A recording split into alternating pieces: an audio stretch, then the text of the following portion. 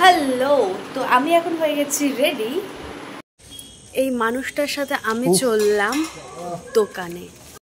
আজকে তো আবার পূর্ণিমার চাঁদ দেখে আমার আজকে একটাই কথা মনে পড়ে গেল, আজ আমাদের ন্যাড়াপোড়া, কাল আমাদের দোল।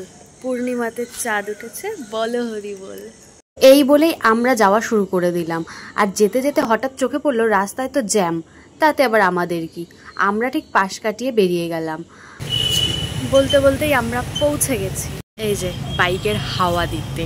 না না, শুধু এই জন্যই আসেনি, আমরা যাব দোকানে রং কিনতে। কালকে হোলি বলে কথা, তাই রং কিনতে চলে এসে কোন রং নেব সেটাই বুঝতে পারছি না, কারণ এখানে এসে আমার এই মুখোশগুলোও পছন্দ হয়ে গেছে।